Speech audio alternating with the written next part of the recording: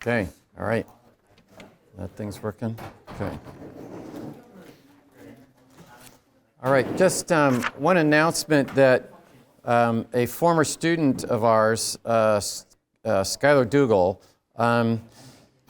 he works for a test preparation company, and he's looking for someone to write a few video scripts on economics topics. If you're interested in perhaps doing that, he has a, they pay you to do that. So if you're interested in trying that out, just go ahead and send me an email if you're interested in this.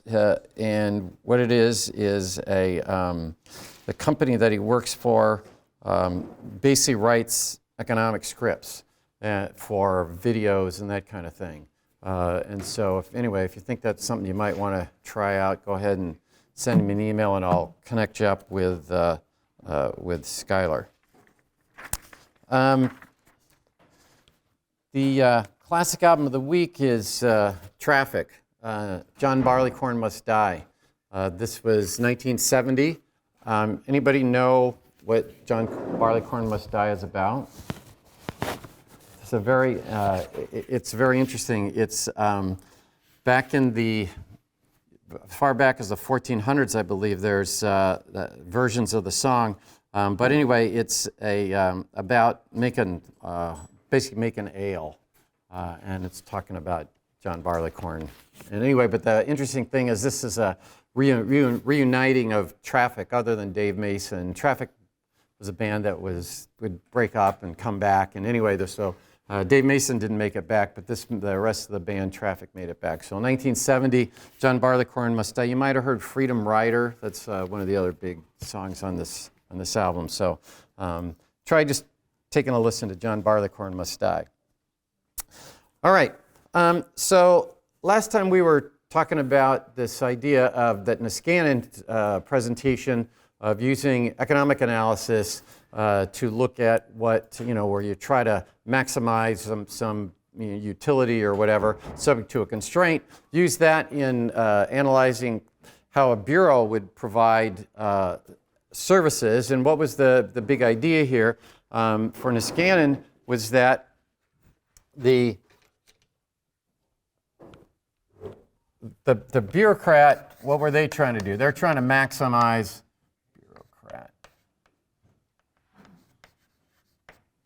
EAU, right? What are they trying to do? They're trying to maximize the size of their budget. And you can see why that makes sense. Like we said that, if you have a larger budget, then you're going to get a bigger office, and you're going to be able to, have people interview you on television, and you'll have a car and a bigger salary and everything else. So it makes some sense that the bureaucrat would try to maximize the size of the budget. And then the idea is you have this asymmetric information. And what was that about? That was saying that the bureaucrat knows, and what's going on here is the bureaucrat is offering services to the legislature. That is, in a sense, the idea is that the bureaucrat is supplying services and the legislature is buying the services in the sense that they're going to approve the budget for the bureau. So, and you have asymmetric information so that the bureaucrat, what do? They know basically the demand of the legislature. Whoever the committee is who's in charge of setting up the appropriations for the legislature. And the idea is that if you had dollars up here and quantity of the service here, demand's going to look something like that, right? If the price per unit of the service is very low, then they might might want a lot of it. Now again, remember that part of what's going on in a bureau is you're selling services. It's difficult to measure the output. Okay, but the general idea is this. The general idea is that the bureaucrat has more knowledge about what the legislature wants than the legislature knows about how much it costs to provide the services. And so Niskanen just made this sort of just to make the picture look easier. So you have the long run marginal cost, which is equal to long run average cost, so that the total cost is going to be this rectangle here. And we said that what goes on is that this is the equivalent of the what? Consumer surplus, right? This is the equivalent of consumer surplus for the legislature, and that the legislature is offered by the bureaucrat, hey, we'll provide this much service, but it's going to cost you this much, okay? We're going to provide, in the Department of Housing and Urban Development, we'll provide these services and it's going to cost you this much. And then the idea is that essentially that the bureaucrat would move this direction. This would be the optimal amount, right? This would be Q star, where the marginal benefit to the legislator is just equal to the marginal cost of the extra unit. But they don't, the bureaucrat knows this demand curve, but the legislature doesn't know this marginal cost curve. And so the idea is that the maximizing bureaucrat would be able to move that direction. It couldn't go beyond where the consumer surplus is less than that additional triangle there. But the idea is that the bureaucrat is going to offer a larger amount than is efficient, and the legislative branch will accept it. Again, this is just like the general idea that what's going on. And again, I put Niskanen 1975 paper is in the folder there. If you want, again, if you're looking for your paper topic or something like that, you can look at it in more detail. But the big picture is that A, you can think of the bureaucrat as being the monopoly seller to the legislature, that the bureaucrat knows more about what the demand from the legislature is than the legislature knows about what the cost of providing these things are. The bureaucrat is trying to maximize the size of the budget, and therefore you're going to end up with a greater than efficient amount of bureaucratic services. Well, Dick Wagner comes along and he had a book called Public Finance, Revenues and Expenditures in a Democratic Society. And Wagner has a criticism of this. And by the way, this sort of analysis of the bureaucrats sort of gave Niskanen a larger reputation. And so Niskanen sort of became the person that people referenced in discussing bureaucracy. So Wagner comes along, Richard Wagner, and he says, well, you know what?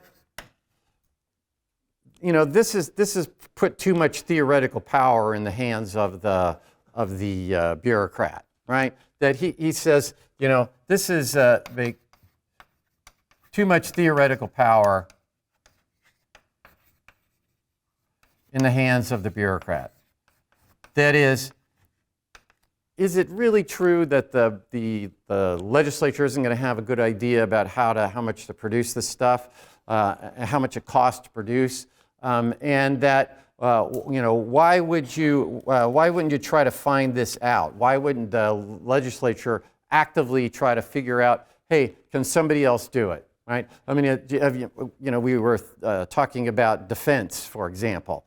Okay, that is, why wouldn't they go talk to Blackwater and see if, hey, how much would you guys charge us? What would you guys, or how much defense would you provide for a certain amount of expenditure? Right. So Wagner says, why wouldn't the legislature attempt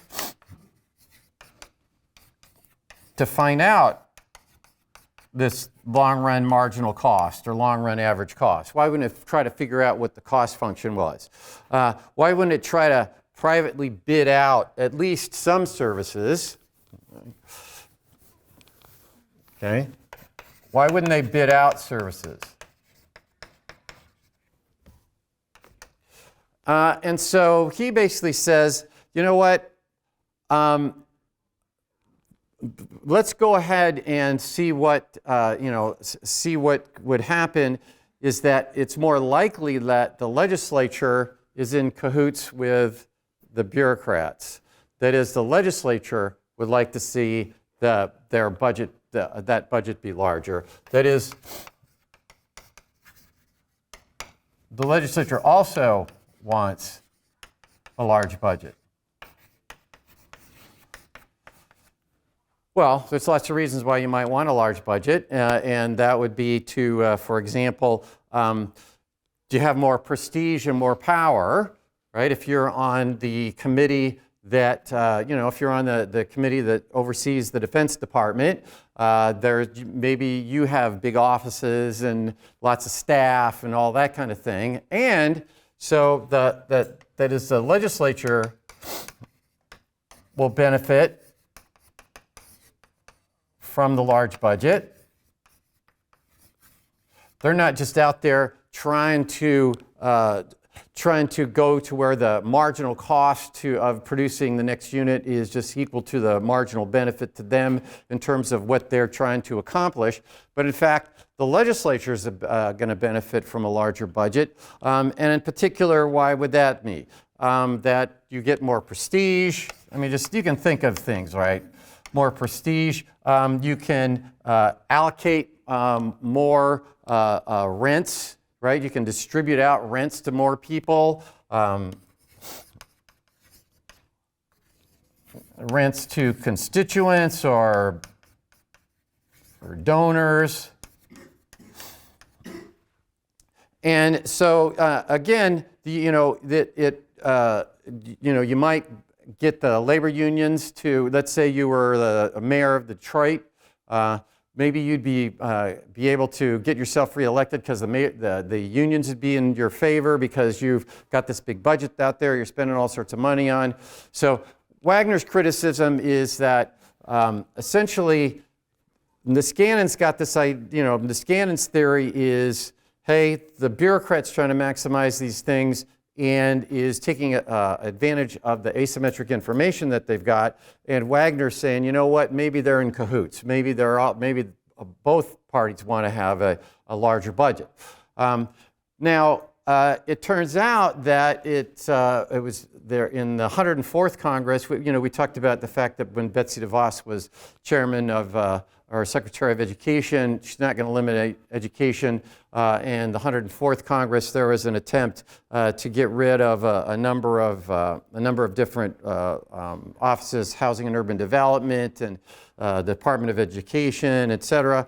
And they weren't able to do it. And we mentioned last time, hey, you're never, when was the last time you heard any secretary that was able to eliminate their department, right? Doesn't happen. So anyway, the point here is that contracts are difficult to write out because you have a difficulty in measuring how does the Bureau actually work. Probably a bit of a combination. Probably that Niskanin's probably right that bureaucrats are out there trying to maximize their budget. And it's probably correct that the Bureau, if you're the Secretary of Housing and Urban Development, you're going to know more about how much it costs to provide the services than is the person that's on the committee that's overseeing it. But Wagner's probably also correct that, hey, probably they both want to increase the size of the budget. And again, there's no particularly right answer on that. All right. So again, for the midterm, I might there's not going to be an essay question on bureaus, but I will probably put multiple choice or true/false question about Niskanin on there so that you so you know that you at least paid somewhat attention to what we were talking about. All right. Any questions on the bureau issue? Okay. All right. That leads us to the next topic is what I've called rational ignorance.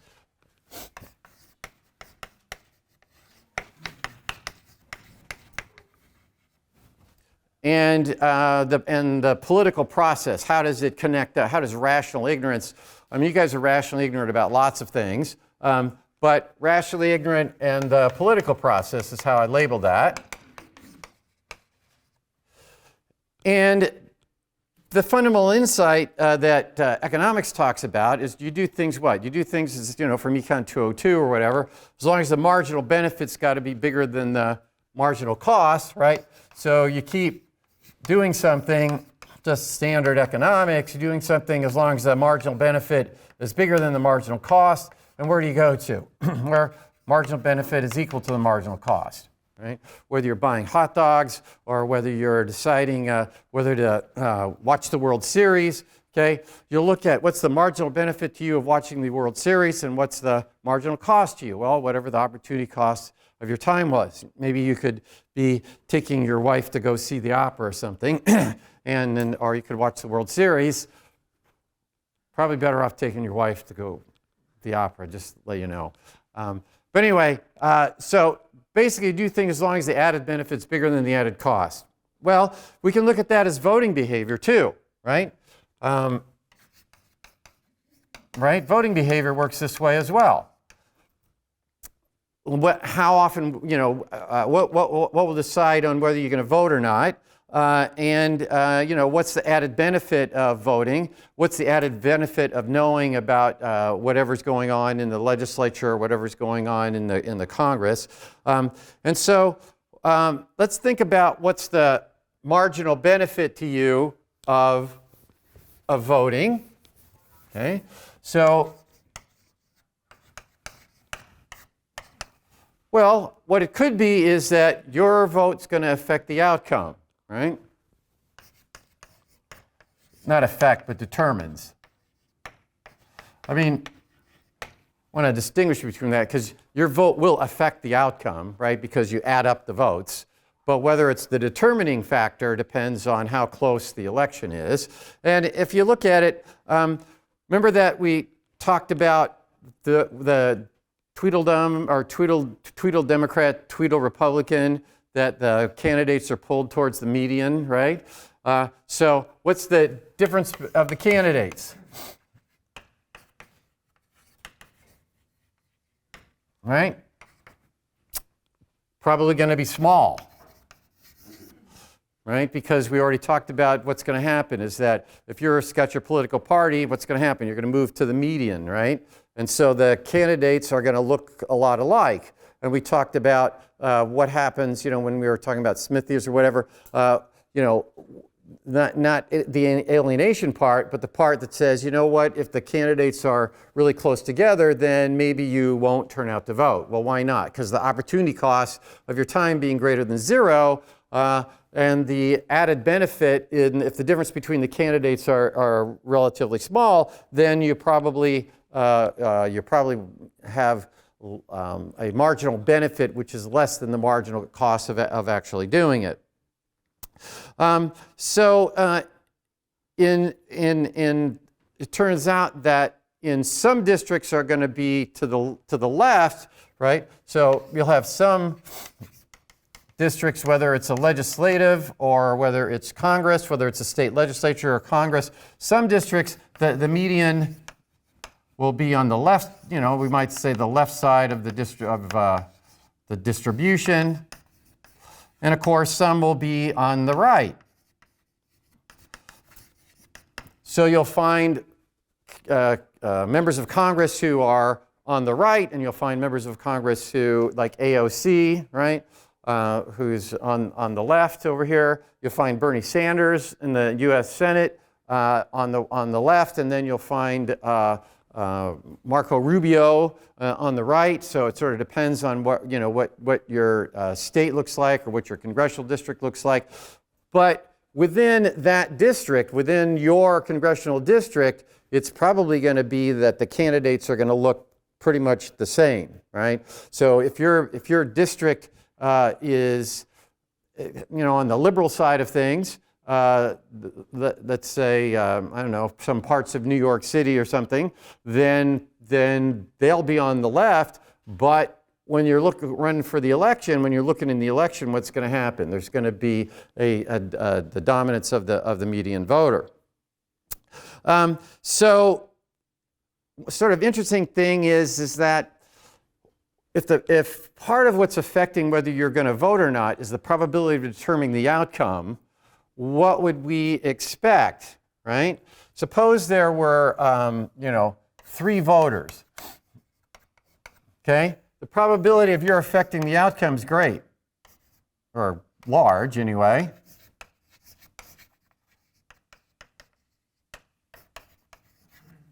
If there were 10 million voters, right, then it's small. So what would you expect, right? You'd expect that the voter turnout, if you were just doing this rational voter thing, right, you'd expect the voter turnout to be larger in smaller elections, city council, Hillsdale City Council, for example, than it is for the presidential election. Because what's the probability that you're going to determine the outcome of the presidential election? You're voting in Michigan, right? Well, what would have to happen? What would have to happen is the electoral college would have to be such that Michigan's votes would flip from one candidate to another, right? So Michigan would have to be a state that is going to move one to the other, and your vote would have to determine the outcome in Michigan, right? And there's probably 6 million voters in Michigan.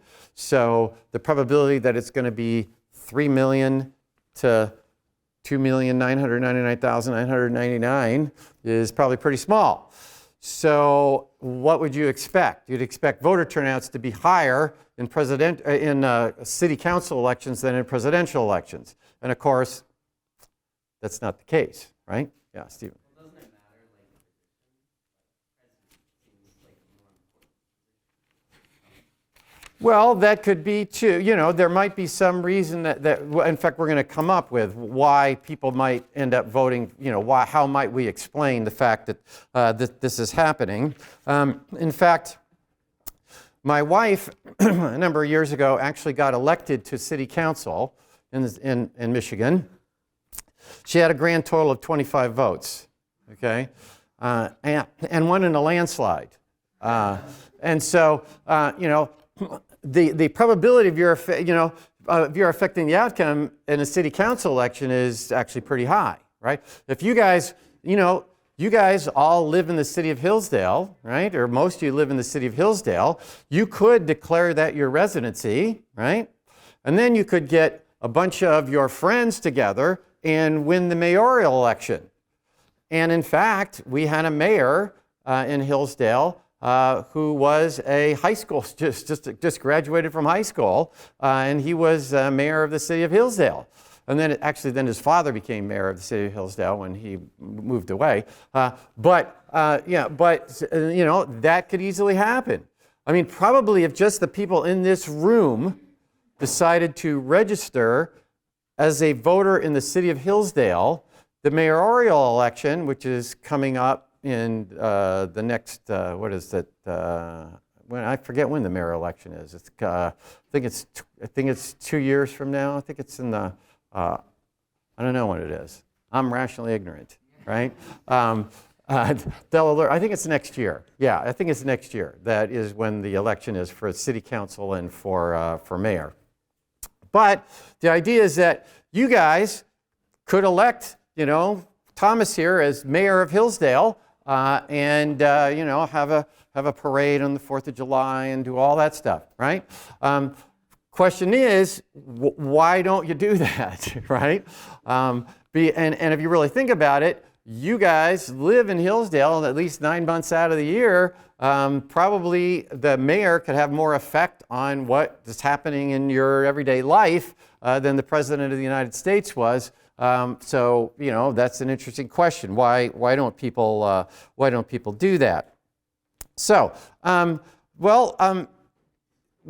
again, as Stephen pointed out, there might be some reason about why people would vote. Okay, and you can sort of, why do people vote? Okay? If the probability of you're affecting the outcome of the presidential election is so small, you're probably voting for some other reason, right? And you just might sort of think of why you might do that. One is, you're going to feel a part of the community.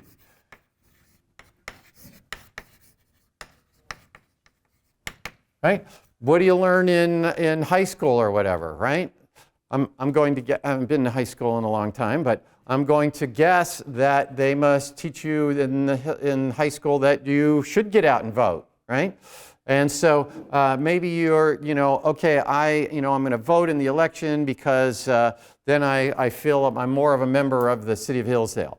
And maybe how many vote in their home elections for like city council or that sort of thing when that comes up when they're home and don't vote here?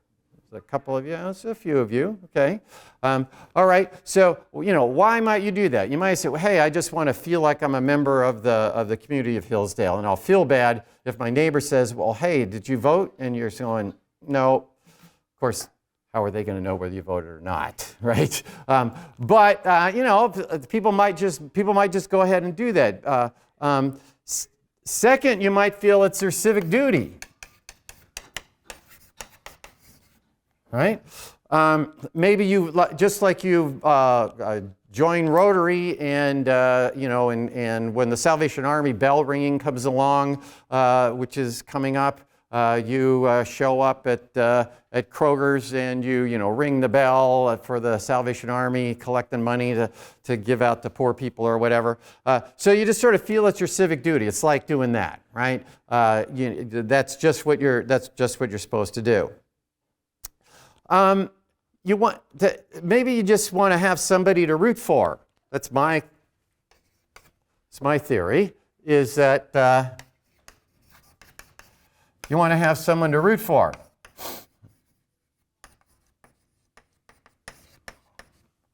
Why didn't I watch any of the World Series? We watched a little bit of the World Series, but why didn't I watch much of the World Series?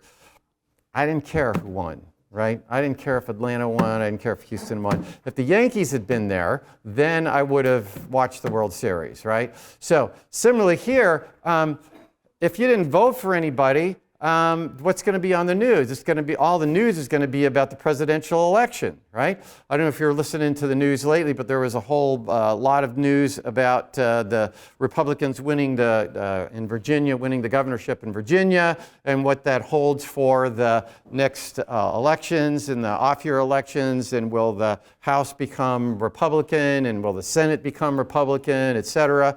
But maybe, so that the news is going to be all about that, right? Maybe you just want to have somebody to root for, right? I know that the news is going to be all in here, so hey, I'll just go in and I'll vote. Again, you may just want to vote for something like you want to vote for Hillary Clinton. So what? So you can say you voted for the first woman president. Right? You go, okay, I voted for the first woman president, right? And guess what? Even if you didn't want her, if you wanted to be able to say that, right? Even if you didn't want her, what's that going to do? It's not going to determine whether your one vote isn't going to determine whether she's going to become president or not. So maybe you just want to be able to say, yeah, I voted for, the first woman president. And so you can make up all sorts of other reasons, right, for why people might vote. But it's clear that people are voting even though the probability of their determining the outcome is really low. So the expected value, and the candidates are going to, in that particular election, are going to be close together. And so what's going to happen is that even if you're determining the output or the outcome, the difference between the two candidates is sufficiently small that what's your return, right? So I just some of these you can see in the literature discussions about this, why people vote. There's enough literature on this, but you can pretty well just figure that out for yourself. Now, what are we going to know about the person that actually shows up? Okay.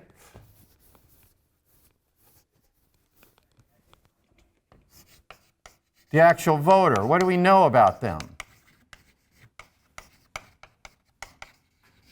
Well, they're rationally ignorant.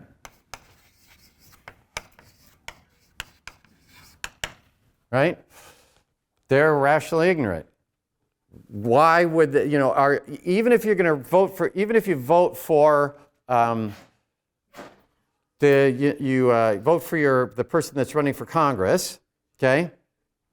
What do you know about that person, right? Anybody know who the congressperson is that represents Hillsdale? Yeah? Wrong. See how well you know these things? Yeah. You live here 9 months out of the year. You have no idea who the heck your congressman is, right? It's Tim Walberg, okay? Tim, just to let you know, Tim Walberg is the congressman that represents the city that you live in 9 months out of the year, okay? So what do we know? If any of you go in to vote, what do we know? You probably don't know very much about the candidates that are running. You probably don't know very much about what committee they're on, okay? How many know what committees their congressperson sits on that in the town where wherever you're actually, how many are registered to vote somewhere other than Hillsdale? Yeah, does that make sense? You got to be registered here. Come on, then you can elect me mayor or whatever, right? That's really, okay. But okay, so most of you are registered to vote somewhere else, right?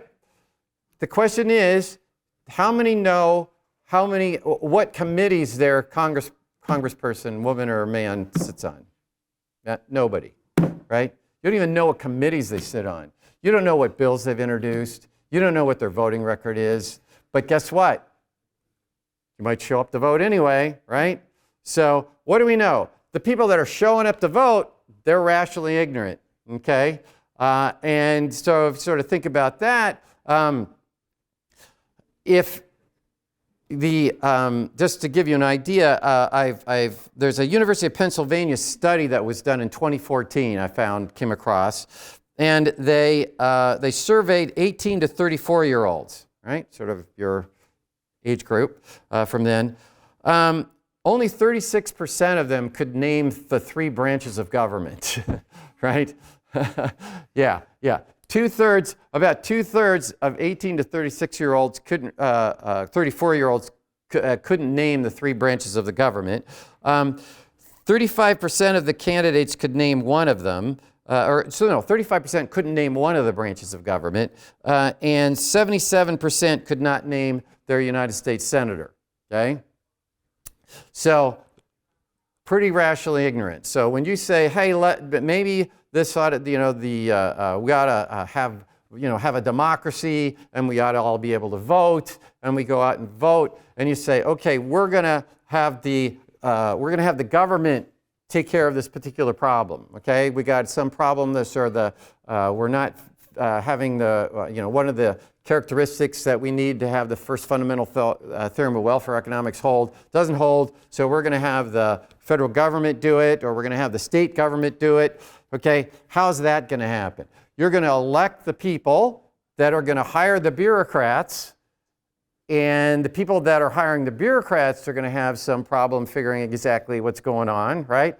And what are you guys doing when you're electing them? You're a bunch of rationally ignorant folks all showing up to vote, okay? Josh, you have a... 2014. That was in 2014. Okay, so just again give you this, just give you a perspective on what happens when you decide that the market system isn't isn't solving a particular problem. Let's go ahead and we'll have the government solve it. Having the government solve it is going to have some problems as well. In fact, the Affordable Care Act was 2,300 pages long. When it came up, this was the Obamacare, that semester when it was up, I posted it in the basically back then it was on the T drive, but what's the equivalent of the Wolfram folder. I posted it there for my students to read. Okay, not one of them read it. And what's interesting is that what the Nancy Pelosi said about it. She said, we'll have to pass the bill to find out what's in it. Okay, now notice that is happening right now. There is an issue about whether they're going to pass the legislation that the Biden administration has put out, pass it before it's even been written out. Okay? There was, I don't know if you're following this, but there was a discussion about them wanting to wait till the bill is actually put together before they vote on it. So, as I mentioned before, in the actual Congress or in the actual legislature, very seldom have any of the legislators read the entire piece of legislation. If it's a small bill, then they would have. But I can guarantee you that no congressman or no United States senator will have read whatever comes out of the infrastructure package that the Biden administration is pushing. There'll be some that have read this part and some that have read that part, and probably for most of them, their staff person has read this part. And the special interest groups will have read the parts of it. But is there one person that's going to have read this, 2,000 long page document? Probably not. In fact, I remember when I was Nick Smith's chief of staff, and there was a vote on the appropriations budget. You have an omnibus appropriations bill. How it's supposed to work is there's supposed to be 12 separate appropriations bills, right? And they're supposed to go through their different, the different committees. And then what happens is almost never do they actually do that. They end up with one omnibus bill. And I remember that, and in those days, you didn't have the internet. Okay, and so the internet existed, but it really didn't, wasn't at that point where it was actually usable. So there was actually a document that was sitting on the House floor to go through, and you could leaf through it if you wanted and see if, read through the whole thing individually, right? Nobody was doing that. And so the point being is that lots of people are rationally ignorant about this. Not only you, the voter, but the legislators are probably rationally ignorant about significant parts of the act itself. Now, what is that? Well, first of all, some of you are going to know about it anyway, just because you just might enjoy knowing about it. Some people will know I happen to know the lineup from the 1961 New York Yankees. Okay, why did I know the Yankees lineup? Right, because I was a big fan of the Yankees when I was 10 years old, and so for some reason I just, in fact, actually what happened was I was with my dad, and he worked for forestry, for a California division of forestry, and we were out driving around with this rancher on this. My dad used to talk about or explain how many cattle they ought to run here and whether they ought to have a control burn, et cetera. So we're running, and I remember that the rancher had on the Jeep, we were riding around his Jeep radio, had it on, the Yankees were playing the White Sox, and I, for some reason, decided I was going to like the Yankees. So that's how I became a Yankee fan. But anyway, I might know about everything about the Yankees today, right? I may know who their pitcher is and everything, and I'm not going to determine what the outcome is. But maybe I just enjoy doing it. Right? So there's going to be some people that are going to be very interested in what's going on in the legislature, and they will know, all the members of the House Appropriations Committee or something like that, just because they enjoy doing it.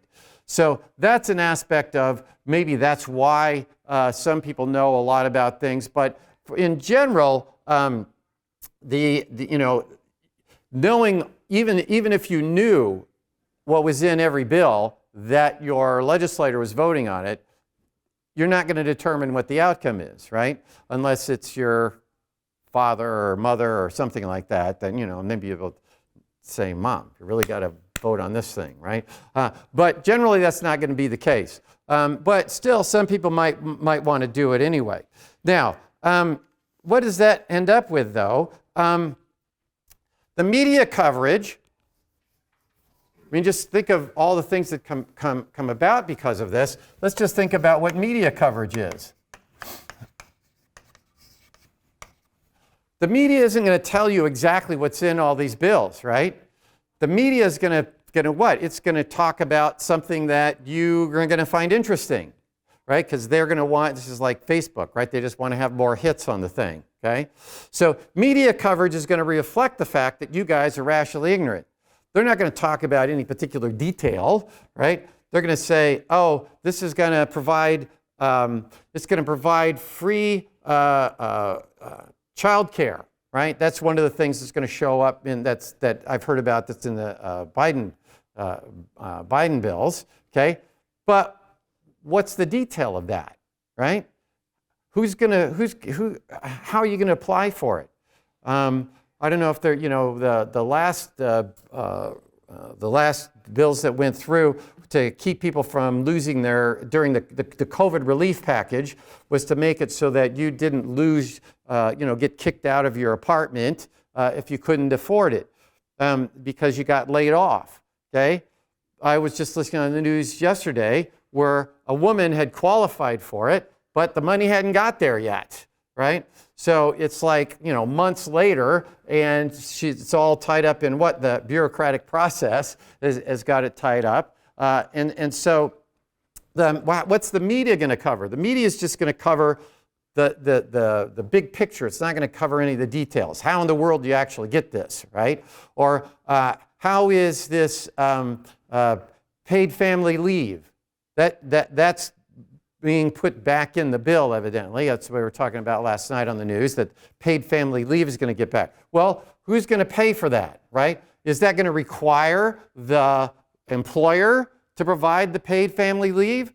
Or is the federal government going to pay the employer in order to do paid family leave? I don't know, right? That's not going to be covered. So the fact that we're rationally ignorant about this stuff is going to affect what you know, how the media covers this sorts of thing. So as a result of this rational ignorance, if you just sort of think about it,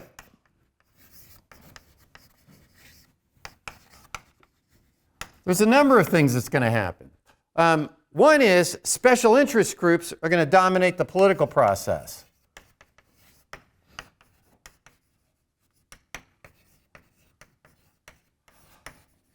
Right? They're going to dominate the political process. Why is that? Because they're not rationally ignorant, right? I can guarantee you that the National Education Association or whatever, the teachers' unions, right? The teachers' unions are going to figure out, okay, how's this pre-K going to work, right? Are they going to go to regular public schools, and how's this all going to get paid or whatever? Their lobbyist has got to be in there working on how that bill gets drafted, right?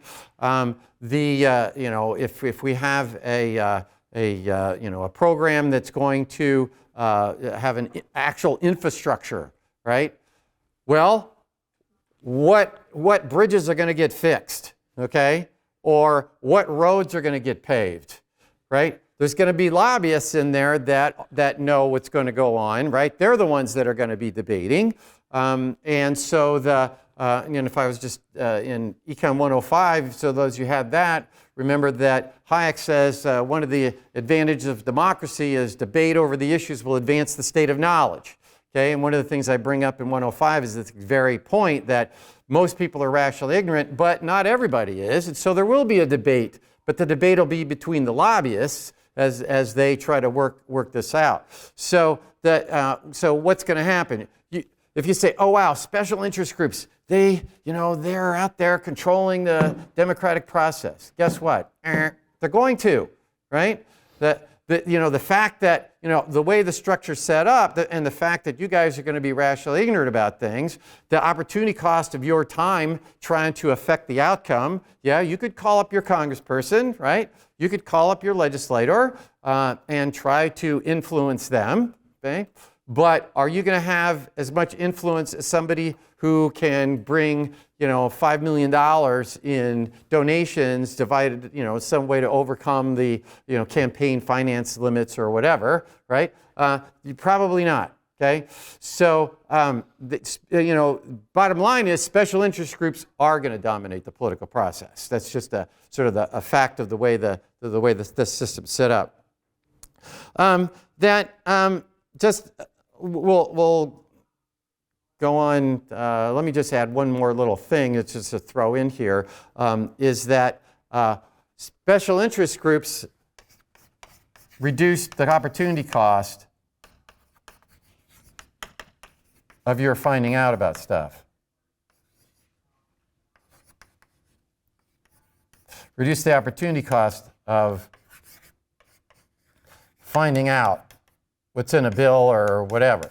Like, if let's say you're a big Second Amendment person and you want to have the right to bear arms, and that's really important to you, right? Remember we demonstrated that you could have you could put together voting on the negative. You're on the negative side, or excuse me. You are voting and you are in favor of something that's not in the majority. You could take a minority position on a number of things and defeat someone that took the majority position. And that was the case if you had very high intensity of preference, so that the NRA people are going to vote for you no matter what else you're voting for. Okay, no matter where else your position is on any of the other issues, they're going to vote for you if you're an NRA member, and you take the position the NRA wants. Similarly, though, if you want to find out how every member of the state legislature voted on some NRA thing, some gun control issue, how they voted on that, guess what? Join the NRA, send them $10 or whatever, and what'll you get? Just same thing with Right to Life, right? Join Right to Life, and what will happen? They will give you a document that shows whether they support this or endorse this candidate or not, right? So that's a cheap way of finding out, hey, how does my congressperson or how does my legislature vote on Right to Life things, okay? I'll just join Right to Life and they'll tell me. So again, special interest groups are gonna dominate. All right, so for Monday, right, got an exam. Bring blue books, okay? I will put the 50 cents in red and give you a blue book, and then you'll pay me when I don't want you to pay me there because I don't want you to take up the time to, take the exam. But go ahead and bring a blue book. If you don't, then I'll charge you 50 cents when I give you the blue book back. If you have any, questions, send me an email. For those of you that didn't make the review session last night, I sent you out a link to the Zoom recording of that, so take a look at your email.